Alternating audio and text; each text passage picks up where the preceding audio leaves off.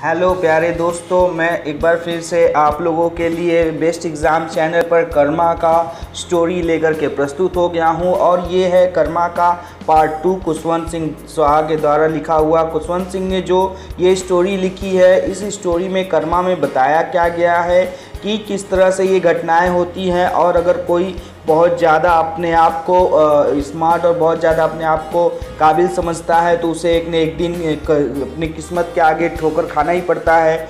तो इस वीडियो में यही बताया गया है। इस स्टोरी का जो सारांश है मैं उसको लाइन बाय लाइन समझाने वाला हूं। जैसा कि आप लोगों ने प्रीवियस वीडियो देख ही लिया होगा, इन बच्चों ने अगर नहीं देखा हो वो लोग ऊपर के लिंक में दिया गया है, डिस्क्रिप्शन में भी दिया गया है लिंक, उसका आप लोग वहाँ से देख सकते हो। तो यहाँ पर हम लोग इसके बारे में बात करने वाले हैं, तो वीडियो को अच्छी तरह से देखिएगा और लाइक ज़रूर कीजिएगा। और चैनल पर नए हैं तो चैनल को सब्सक्राइब करके बेल आइकन जरूर दबा दीजिएगा, जिससे कि आगे के अपडेट भी आपको सबसे पहले मिलते रहें। पिछले स्टोरी में पढ़ा था कि इसमें टोटल 5 कैरेक्टर है। सर मोहन है, लक्ष्मी है, कूली है, ए बियरर है, 2 ब्रिटिश सोल्जर्स है। तो यहाँ पर हम लोगों ने देखा था कि जो यहाँ पर जो घटनाएं घटित हुई हैं उसमें ये हुआ है कि सर मोहन लाल जो हैं वो एक फर्स्ट क्लास वेटिंग रूम में इंतज़ार कर रहे थे। वहीं साथ ही साथ सर जो लक्ष्मी है, वो लक्ष्मी जो कि उनकी वाइफ है, वो बाहर में इंतज़ार कर रही थी, अपने सामान पर बैठी हुई थी, एक बड़े से बक्से के ऊपर बैठी हुई थी। और रास्ते में जब उसे एक कूली नज़र आता है तो कूली को बुलाती है और कुली आता है, उनके सामान को ले जाता है। साथ ही साथ वो कुली से पूछती है कि हमारा लेडीज़ जनाना कंपार्टमेंट कहाँ पर पड़ेगा। तो वो उसे बताता है कि लेडीज़ कंपार्टमेंट राइट एंड पर पड़ेगा और वो सामान को ले जाता है, वहाँ पहुँचा देता है। और इस तरह से कुली से वो बातें करती हैं और बातें करने के दौरान इधर इनका बातें चलता है। साथ ही साथ इधर जो सर मोहन लाल है वो अपने स्कॉच लेते हैं, वो बियरर को बोलते हैं कि उसके लिए स्कॉच ला कर दे और वो उसको ड्रिंक करते हैं। और इसी दौरान तब तक इधर बाहर की घटनाएं घटित होती हैं, जहां पर लेडी मोहनलाल जो है कि वो अपना खाने का काम कंप्लीट कर लेती है, क्योंकि उनको खाने में बहुत ही शौक़ है और वो साथ ही साथ पान खाने के भी शौकीन हैं। तो यहाँ पर आप लोगों को कुछ इनके चरित्र चित्रों के बारे में भी पता चल रहा है कि लेडी मोहनलाल कैसी है, साथ ही साथ सर मोहनलाल कैसे हैं। अब यहाँ से आगे जो स्टोरी बढ़ेगा उसमें अब दिखाई देगा हमें 2 ब्रिटिश सोल्जर्स ने कैसे ट्रेन में एंट्री किया और उसके बाद की क्या क्या घटनाएं हुई। तो वीडियो को ध्यान से देखिएगा, जिससे कि आप लोगों को एग्ज़ाम में लिखने में कोई डाउट ना हो, कोई प्रॉब्लम ना हो और आप आसानी से लिख पाओ। क्योंकि यहाँ पर आप लोगों को जो भी क्वेश्चन पूछे जाएंगे इस स्टोरी से रिलेटेड ही पूछे जाएंगे। तो लाइन बाय लाइन स्टोरी को अच्छी तरह से समझ लीजिए, जिससे कि एग्जाम में आप लोग को कोई भी क्वेश्चन कहीं से भी पूछे तो आप आसानी से लिख पाओ। साथ ही साथ इसके आगे मैं शॉर्ट क्वेश्चंस और लॉन्ग क्वेश्चंस के सीरीज को भी प्रोवाइड कर दूंगा चैप्टर वाइज। तो अगले चैप्टर में फिर से मैं प्रस्तुत करूंगा एक नया अपडेट। तब तक के लिए यहाँ पर मैं आप लोगों को चैप्टर को अच्छी तरह से पार्ट 2 को समझा देता हूँ। तो देखिए यहाँ पार्ट 2 में जो स्टार्ट होता है वो क्या कहता है। और कुली को छोड़ दिया। The arrival of the train did not disturb sir Mohan Lal's sang and he continued to sip his scotch and ordered the bearer. और यहाँ पर बोला गया कि ट्रेन जब आती है तो ट्रेन का आने से सर मोहनलाल को कोई डिस्टर्बेंस नहीं होता है, वो अपने स्कॉच को कंटिन्यू पीते जाते हैं। And tell him to when he had moved to the luggage to the first class compartment. और वो अपने स्कॉच को ख़त्म करने के बाद वो बियरर को कहते हैं कि मेरा जो लगेज है उसको फर्स्ट कंपार्टमेंट में रख दो। Excitement bustles and hurry were exhibitions to the bad breeding and the sir Mohan was eminently well bred. और यहाँ पर बोला गया है कि जो भीड़ भाड़ है, जल्दीबाजी है, सभी लोग करके अपने अपने ट्रेन में उठने की कोशिश कर रहे थे, लेकिन वहीं जो सर मोहन है वो बहुत ही आराम से काम कर रहे थे, उनको कोई जल्दी नहीं थी। He wanted everything tickety-boo and orderly. वह चाहते थे कि जो भी काम हो एकदम एक लाइन से हो, किसी को कोई दिक्कत ना हो। In his 5 years abroad sir Mohan had acquired the manners and attitude of the upper class. उन्होंने जो कि 5 साल तक अपना जो अब्रोड में पढ़ाई किया है, उस वजह से उनके अंदर बहुत अच्छी तरह की क्वालिटी और उनके अंदर मैनर्स भी बहुत अच्छे आ चुके हैं। इसलिए वो हमेशा अपने आप का जो एटीट्यूड रखते हैं, वो एटीट्यूड उनका देखने से ही पता चलता है, वो अपर क्लास और फर्स्ट क्लास के एटीट्यूड को रखते हैं। वहीं देखिए आगे की जो घटनाएं घटित होती हैं। He rarely spoke Hindustani, when he did it was like an Englishman's only the very necessary words and properly anglicized। और यहाँ पे बोला गया है कि वो बहुत ही कम हिंदुस्तानियों से बात करते हैं, और अगर अभी कभी भी जब भी वो बात करते थे was in English man only, वो हमेशा इंग्लिश मैन की तरह से या इंग्लिश लोगों से ही बात करते थे। Necessary words and properly to their anglicised, और उनके जो हिंदी के भी वाक्य होते थे उसमें भी इंग्लिश का झलक देखने को मिलता था। But he is fantasized in English and finished his refined at the less a place than university of Oxford, लेकिन उन्होंने अपनी जो पढ़ाई ख़त्म की थी वो इंग्लिश में की थी, और उन्हें इंग्लिश पढ़ने में अच्छा लगता था, जो कि ऑक्सफोर्ड यूनिवर्सिटी से उन्होंने कंप्लीट किया था। He was fond of the conversation and like a cultured English man, उन्हें हमेशा इंग्लिश मैन, एक कल्चर्ड इंग्लिश मैन से बात करना अच्छा लगता था। He could talk on almost any subject book, वो किसी भी सब्जेक्ट के ऊपर बात कर सकते थे, चाहे वो बुक हो, पॉलिटिक्स हो, पीपल हो, कुछ भी हो, चाहे वो व्यक्ति हो, राजनीति हो या किताब हो। How frequently had he heard English people so that he spoke like an English man, वह हमेशा, how frequently had he heard, वो हमेशा अंग्रेजों के बातों को सुनते थे, इसलिए उन्हें हमेशा स्पोक लाइक इंग्लिश मैन, उनके जो बात करने का तरीका था। यहाँ पर एक बात क्लियर हो गया कि जो सर मोहन है उनको जो अंग्रेजी यूनिवर्सिटी से ऑक्सफोर्ड से पढ़ के आए उसका इफेक्ट देखने को मिलता है। Sir Mohan wonder if he would be travelling alone, sir Mohan आश्चर्यचकित होते कि अगर मैं अकेले ट्रेवल करता। It was cantonments and some English officers might be on the train, उन्हें आशा थी कि शायद ये कैंटोनमेंट हो, यानी कि जहाँ पर छावनी होती है और अंग्रेज के अधिकारी जो रहते हैं वो जो काम करते हैं, आर्मी के ऑफिसर्स, वो ऑफिसर्स भी देखने को मिलेंगे, might be on the train, train में होंगे।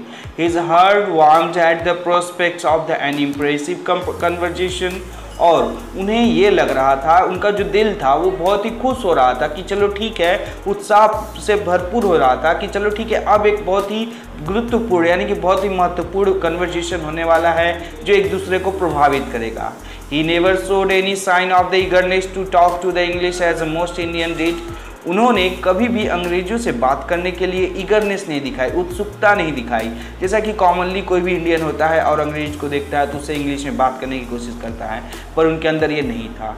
नॉर वाज ही लाउड, वो बहुत ज़्यादा जोर से भी नहीं बोलते थे, एग्रेसिव, उग्र होकर भी नहीं बोलते थे, और ना ही ओपिनिएटेड लाइक देम, और ना ही किसी भी तरह का वो ओपिनियन मतलब कि अपना मत सिद्ध करना चाहते थे, ठीक है, जैसे कि कॉमनली कोई भी व्यक्ति होता है अपने काम से मतलब रखता है, लेकिन नहीं, वह एकदम जीरो तरह से बैठे हुए थे, मतलब उनके एक्सप्रेशंस नहीं था उनके बातों में। He went about the business with a expression matter of factness, और उनका जो बात करने का तरीका था वो उस तरह का नहीं था, वो सिर्फ बिजनेस रिलेटेड बातें करते थे। He would retire to his corner by the window and get out a copy of the Times, वह विंडो के एक कॉर्नर में जाकर बैठ जाते हैं और वह अपने एक कॉपी निकालते हैं टाइम्स का एक न्यूज़ है, और इस न्यूज़पेपर की एक कॉपी यानी कि एक न्यूज़पेपर का पूरा ग्रुप निकालते हैं और उस न्यूज़पेपर को निकाल करके उसको पढ़ना शुरू करते हैं। He would fold it in a way which is the name of the paper was visible to the other while he did to crossword puzzle, उन्होंने उस पेपर को इस तरह से फोल्ड करके रखा हुआ था कि अगर वो क्रॉसवर्ड पजल भी सॉल्व करें तो सभी को उस न्यूज़पेपर का नाम दिखेगा। The times always attracted the attention, और द टाइम्स एक बहुत ही प्रसिद्ध न्यूज़पेपर है जो कि सभी के अटेंशन का केंद्र है। Someone would like to borrow it when it put aside with the gesture signifying I have finished with it, और उन्हें ये लगता था कि जब भी वो पढ़ते तो अगर वो पेपर को फोल्ड करके साइड में रखेंगे तो कोई भी उनसे पूछेगा कि मैं इसे पढ़ सकता हूँ, और वो ये एक्सप्रेशन दे करके रखना चाहते थे कि मैंने ये पढ़ना ख़त्म कर लिया है।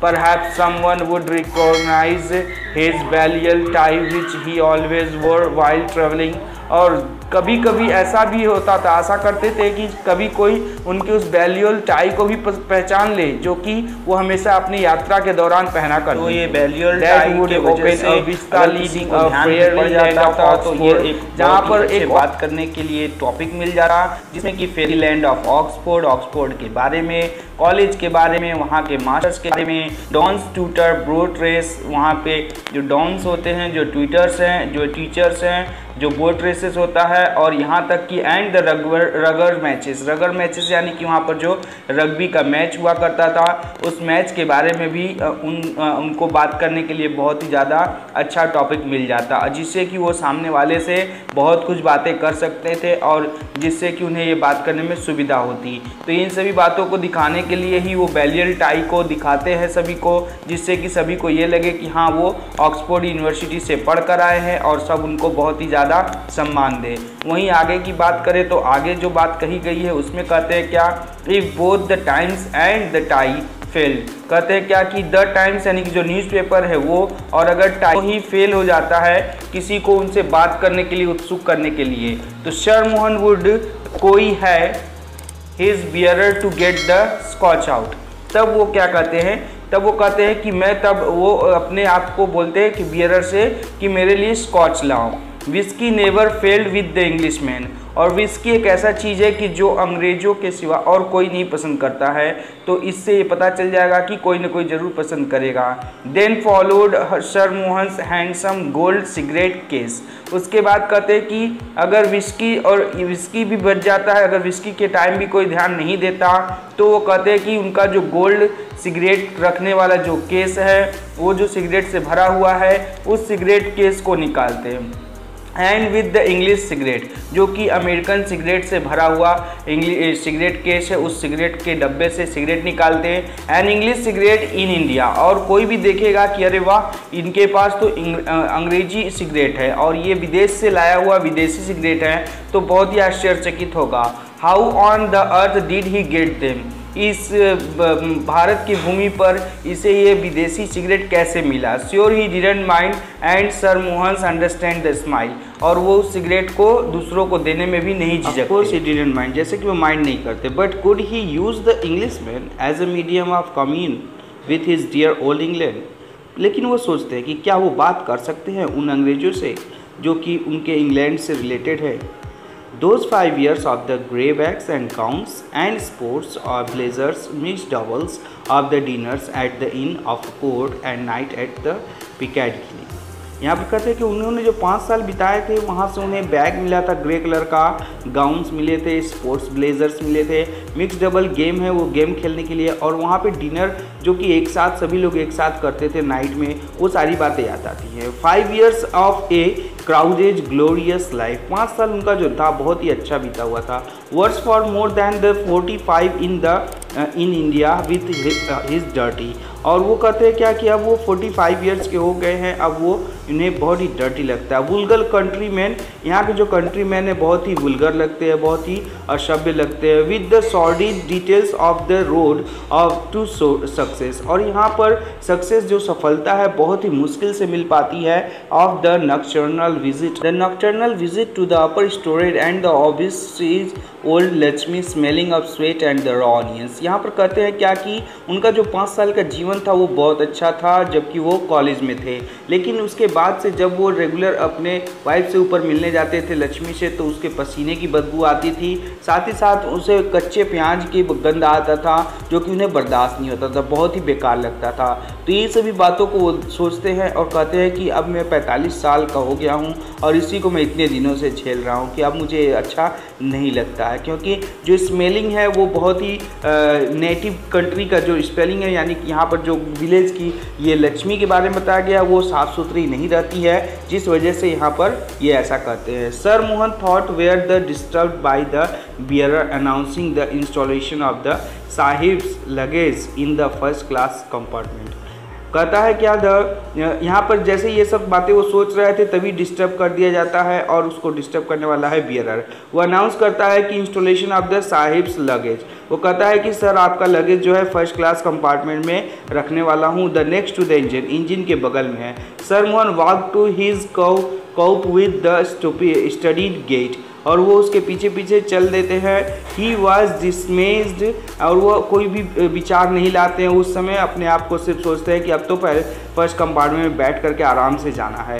द कंपार्टमेंट वाज एम्प्टी, और जो कंपार्टमेंट होता है वो पूरी तरह से खाली रहता है, वहाँ पर कंपार्टमेंट में कोई नहीं रहता है। With a sign he set down in the corner and open a copy of the Times. वह कोने में बैठ जाते हैं, एक कोने में विंडो सीट लेकर के, और अपने वही न्यूज़पेपर का कॉपी फिर से ओपन कर लेते हैं। He had read several times before, जो उन्होंने न्यूज़पेपर का वो सेट है बहुत बार पढ़ चुके हैं, फिर से उसी को खोलकर बैठ जाते हैं। Sir Mohan looked out of the window down the crowded platform.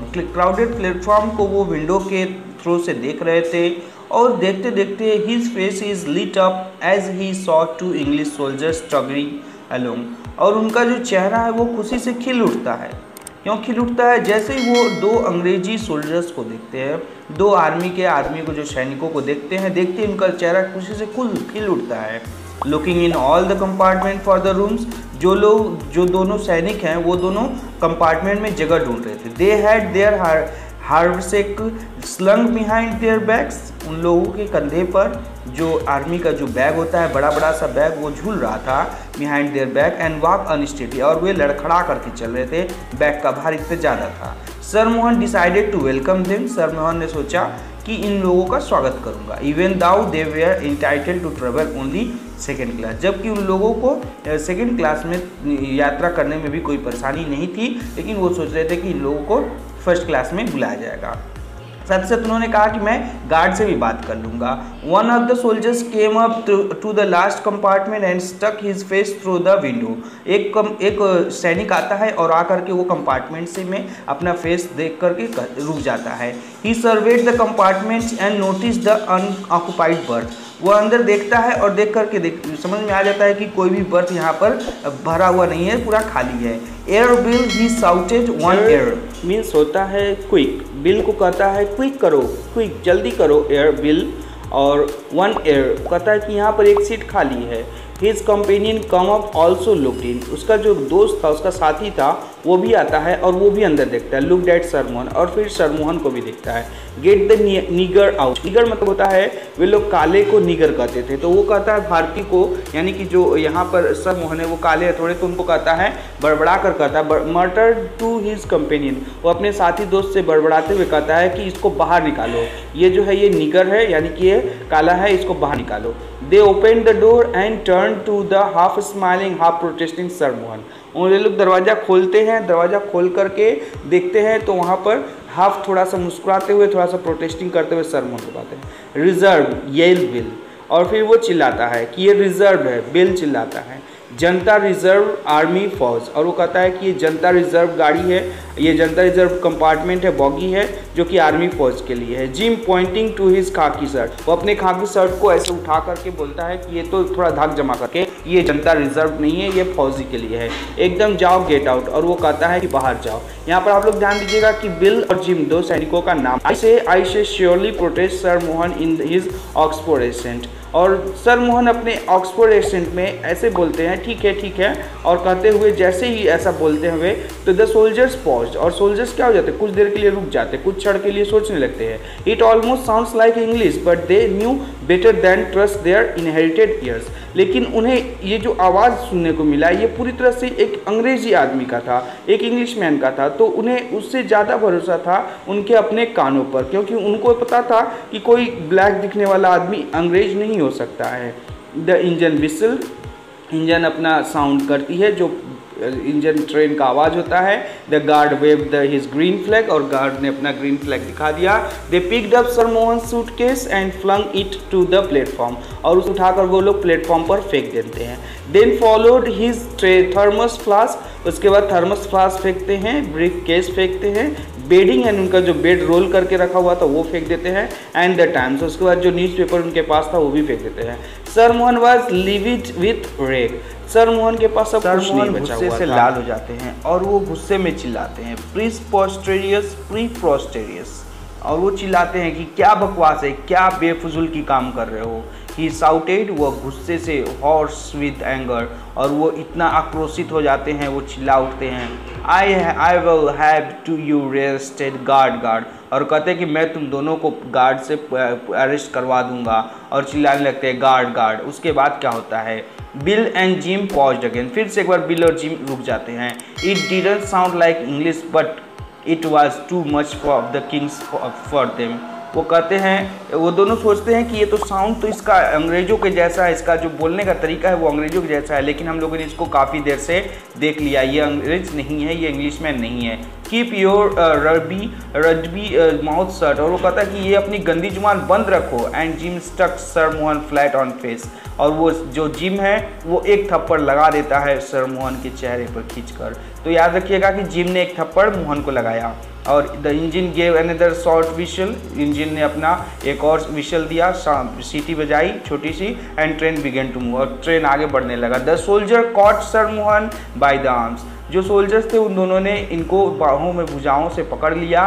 And flung him out of the train, और उनको उठाकर ट्रेन से बाहर फेंक देते हैं। और इस तरह से उनको उठा करके जब वो लोग बाहर फेंकते हैं him out of the train, he reeled backward, वो नीचे गिर करके रोल करके गिरते हैं और पीछे की तरफ से ट्रिप्ड ऑन हिज बेडिंग, और अपने बिस्तर में ही लिपटा जाते हैं, और ऐसे लिपटे जाते हैं जैसे कि वो लैंडेड ऑन द सूटकेस, और जाकर के अपने सूटकेस के ऊपर धड़ाम से गिरते हैं। और इस तरह से उनको जब वो लोग ऊपर से बाहर फेंक देते हैं तो उन्हें बहुत ही बुरा लगता है। लेकिन उसके आगे क्या होता है देखिए, उसके आगे कहते हैं क्या, उसके बाद टूडल ओ, और इस तरह से जिम और बेल दोनों उसको कहते हैं गुड बाय, फिर मिलेंगे। और sir Mohan feet were glued to the earth, उनका जो पैर है वो ज़मीन में जैसे लगता है कि ग्लू से चिपका दिया गया हो। As he lost his speech, वो कुछ बोल भी नहीं पा रहे थे। He stared at the lighted window of the train going past him in quickening tempo, और वहाँ पर जो वो बाहर खड़े हैं और ट्रेन से जाने वाली जो ट्रेन की जो रोशनी है वो उनके ऊपर पड़ रही है विंडो से निकल करके। The tail end of the train appeared with a red light, और ट्रेन का जो लास्ट लाइट है, जो ट्रेन के जाने के पीछे वाले पोर्शन में रेड लाइट ब्लिंक करता है जहाँ पर गार्ड खड़ा रहता है, वो दिखाई दे रहा है। The door open door with the flag in his hand, और गार्ड अपने हाथों में एक ग्रीन कलर का झंडी लिए हुए खड़ा है। इन द इंटर क्लास जनाना कंपार्टमेंट वाज लक्ष्मी, लक्ष्मी जो है वो जनाना कंपार्टमेंट में आराम से बैठी हुई जा रही है। फेयर एंड फैट, वो साफ गोरी है, मोटी है। On whose nose of the diamond nose ring glittering against the station light, station light से उसके जो नाक का रिंग का जो पत्थर सोने का डायमंड लगा हुआ है सोने के नाक के रिंग में, वो चमक रहा है। Her mouth was bloated with the betel saliva, देखिए अब तक वो जो पान खा रही थी इतने देर से ट्रेन में बैठ करके, तो उसके मुंह में बहुत सारा लार यानी कि थूक जो जम गया है, पान का जो लार है वो जम चुका है। Which she had been storing up for to speed as soon as the train had cleared the station, जैसे ही स्टेशन को पार करेगा तो वो सारे जितने भी पान के जो पीक जम गया है उसके मुंह में जो लार जमा हुआ है उसको थूक देगी। As the train sped past the light part of the platform, जैसे ही स्टेशन को प्लेटफॉर्म को ट्रेन पार करता है, Lady Lal spat and sent a jet of red dribble flying across like a dart, और वो बहुत तेज़ी से सारे थूक को एक लकीर की तरह से कंटिन्यू फेंक देती है बाहर। तो यहाँ पर देखिए वो आराम से चली जाती है। तो कहने का तात्पर्य ये है दोस्तों, आप लोग इस स्टोरी को अच्छे से समझ लीजिए कि यहाँ पर जो मोरल ऑफ द स्टोरी ये है कि किसी को शो ऑफ नहीं करना चाहिए। You should not show off your self, you should be your self as you are, तुम जैसे हो वैसे ही बने रहो, तुमको कोई भी शो ऑफ करने की कोई ज़रूरत नहीं है। तो हमें ये करना चाहिए कि हम जैसे हैं हमें वैसे ही रहना चाहिए, हमें ज़्यादा शो ऑफ करने की ज़रूरत नहीं होती है, नहीं तो लेनी की देनी पड़ जाती है। तो आशा करता हूँ वीडियो अच्छी लगी होगी दोस्तों, तो एक बार लाइक जरूर कीजिए। तो आशा करता हूँ दोस्तों आपको ये वीडियो हेल्पफुल जरूर लगी होगी, तो एक बार लाइक जरूर कीजिएगा, और अगर चैनल पर नए हैं तो चैनल को सब्सक्राइब करके बेल आइकन जरूर दबा दीजिएगा, जिससे कि आगे की अपडेट भी आपको सबसे पहले मिल जाए। तो आज के लिए बस इतना ही दोस्तों, अगले वीडियो में फिर मिलता हूँ, तब तक के लिए this is Dilip sir signing off with best exam. Stay healthy and keep learning. Bye bye. Take care.